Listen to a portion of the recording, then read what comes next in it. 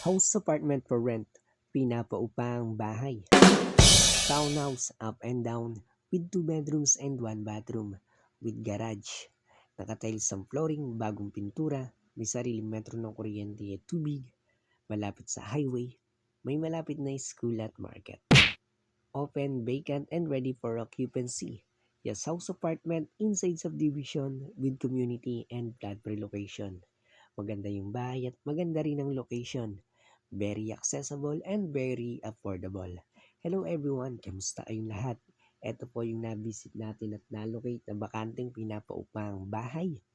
Sa nagtatanong kung magkano ang presyo nitong pinapaupang bahay at ang location, and please don't forget to like, comment, and share. Follow and subscribe na rin kayo dito sa ating YouTube channel para updated kayo sa tuwing meron akong bagong i-upload na house and apartment. Yes po, marami pa po tayong units na bakante. Gagawin ko na lang po ng iba pang mga video. Yung ibang video ng ibang house and apartment nakapost na po. Ito po yung bakanteng pinapaupang bahay, ang location sa Bacoor City, Cavite.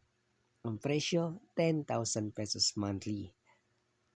Yes guys, house apartment for rent, 10,000 pesos monthly. Up and down na with 2 bedrooms at may parking garage. Located in Bacoor City, Cavite. Good for family sa mga workers or agency. No limits, kahit ilang person pwede mag-stay dito sa house apartment. Kung marami kayong pets, pwede rin po dahil meron tong parking garage. Very spacious na bahay.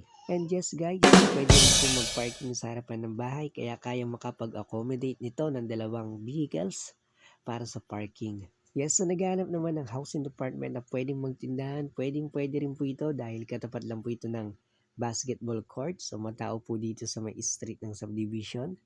Kung mapapansin nyo, maluwag din ang kalye, malawak ang nadadaanan ng mga sasakyan, pwede mag-street parking. So, maganda yung bahay. Ayan guys, itong up and down. Bakante na po yan. May provision na rin para sa window type na aircon at merong screen door.